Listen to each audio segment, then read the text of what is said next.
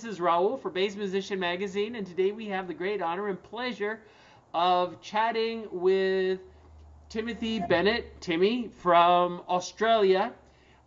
Timmy is an extended range bassist, and following on our extended range issue last December, we've wanted to make sure we stay in touch with our extended range brothers, as it seems to be such a controversial topic among bassists when we start going over 4 strings. So that said, Timmy, tell us about yourself. Let us get to know you. Well, I've actually been playing bass for a few years, well, a lot of years, ever since I was young. And played in bands for a lot of years, and then I started seeing guys like Stu McKenzie and bass players like that, and I'd never seen a bass like that before. And straight there and then I just knew that's what I wanted to do, so that's what I pursued. Gotcha. Now, did you start on bass per se? Was that your first instrument, or? Yes. Gotcha. Yep, I remember back at school we used to have band nights at school, and a guitarist from the school band asked me if I wanted to play a few songs one night, and I said I'd never played a bass before. So 2 days before that, he taught me 3 songs, and I got up and played them 3 songs at school, and I've been playing it ever since. There you go. And so you started with a conventional bass, I'm guessing 4 strings? Yeah, 4 strings. How long did you go before you got your hands on an extended range instrument? Well, I've only had this for nearly 2 years. Okay. Yeah, so I played bass for years and years, and then finally got to extended range. Gotcha. And how many strings are we talking here? 10. 10. Okay. One of the key things that in our conversations with extended range bassists, we have always embraced everybody's creative choices, because the instrument is what carries your voice. And so you have certainly a choice on how you want that voice to sound. But tell us a little bit about your approach to your playing. I know some people are more kind of tapping. I've watched the Chapman stick folks that don't have a body. It's all fretboard kind of carry on. What is more your approach to your playing your extended range? Well, basically with me, I'm not much of a slapper. I do like to do some tapping, but I'm really all about melody. I love melodies. Yeah, and really mellow, sort of, nice, sometimes spooky, like sort of little tunes. Yeah. So mainly melody. I love melody. Gotcha. Now, do you tend to also do? I know a lot of people are fond of looping, and so they kind of do all their own levels, where you can kind of get a groove started for yourself and then play some melody and add in some other things, or how do you approach that? Yes, I'm a massive fan of the looper. Gotcha. Yeah, big fan of the looper. Yeah. It's my best friend. There you go. And so I suppose we should tell us about your gear, because we could start with your bass. What kind of bass are you playing? Yeah. Well, my bass was built by Ray Simonetti at Simonetti Basses. He's in Texas, Houston. Yes. Yeah, and I'm actually playing through a PA at home. Nice. Yeah, but basically, my bass is a Simonetti. Gotcha. And what kind of looping pedal are you using? The Boss. Okay. Nice. Using a Boss looper, and I have a Boss pedal, and I'm actually just starting. Well, I have been getting into the Mel 9. Cool. Yeah. And as you've got so many strings, what kind of strings? You don't just find them anywhere. What kind of strings are you using? No, that's right. Well, actually, I can't get them in my country, so I use Callium strings for sure. Gotcha. So basically, do you just kind of let them know what gauges you need, and they kind of put together a packet per your requirements? Is that how that works, or? Yeah. Well, when Ray built my bass, he put Callium strings on it. Gotcha. Yeah, so I basically just stayed to the same strings as what I've always had, same gauges. Nice. Well, and I know it's kind of one of those challenges. We've had a lot of opportunities to listen to Chris Cardone stir things up with his 24-string monster. Yeah, that's great. That's fascinating. Yeah, but he has to be able to produce his own strings to be able to do that. And when we've talked to him about it, the biggest reason for that instrument is to showcase the possibilities of the strings that he can, actually produce and people can use. Back in my days when I was, playing with a group, I was living in Puerto Rico and I was playing it's a typical instrument there. It's 10 strings, but they're set up in double strings. So kind of low string, high string, not unlike a 12-string guitar or something like that. But part of the challenge is it has a much shorter scale than a guitar, but we used to use guitar strings for it. And so you had to kind of know what strings to use, and they always steel strings, didn't use any nylon.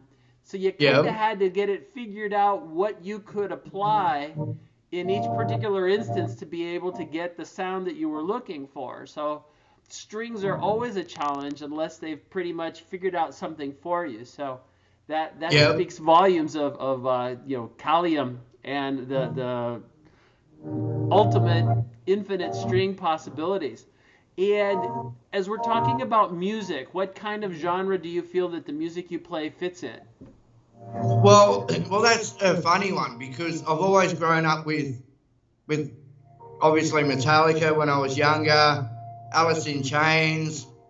I love a lot of hard rock and metal, but I also listen to a lot of dubstep and chill mix, and so I think like most of my playing comes from there because every time I pick up something and try to write something, it's always a nice slow melody.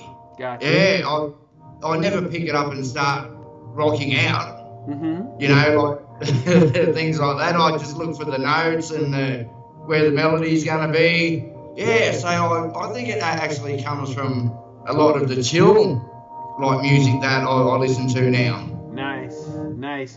And what projects, do you have some projects going on that you're working on? Things that... Well, the only thing I'm working on now, I'm doing a video with Michael Laredo. Okay. Yeah, so I'm very much looking forward to seeing that.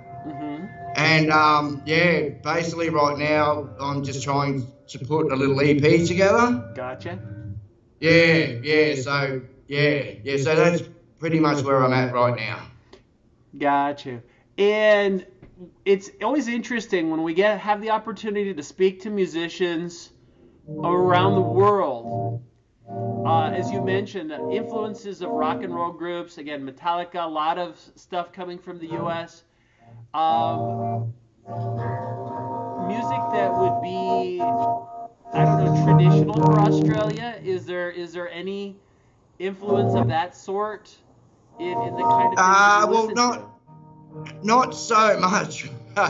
Like I probably should have some favourite Australian bands, but most of it is from the US and Japan. Gotcha.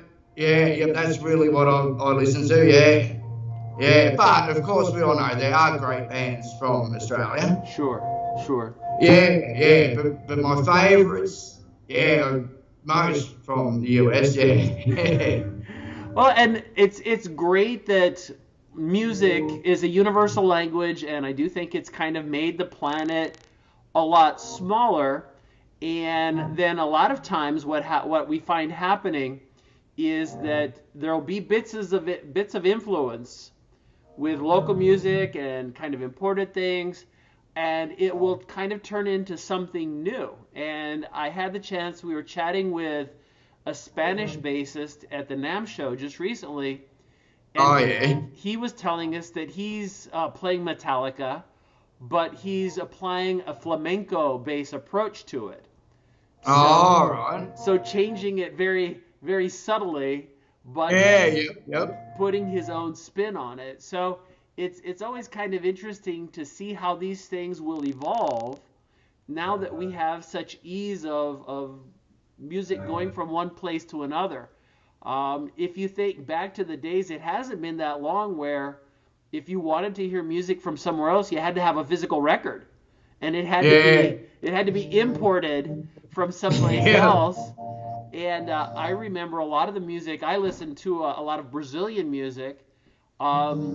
It actually, the way I got it was the Japanese were getting it, and they were producing it, Sony Japan. And so a lot of Yep. the CDs I have are in Japanese, but it's Brazilian music. It's the craziest Oh, thing. yep. But now you can go to the source. I mean, you could be online, you could YouTube, you could listen just on the spot, on demand. Yeah, yep. And, That's right. Like I sit and watch some great extended range like bass players, and they've that's what got me into. I just needed one. hmm Yeah, and then you get the guys like Jesus, Rico Perez, and Scott Fernandez, and all the best. Eves, Carbone, yeah. So yeah, they're probably all my influences. Yeah. Got you. Well, and I think the key thing with it is you have to stay true for an extended range bassist.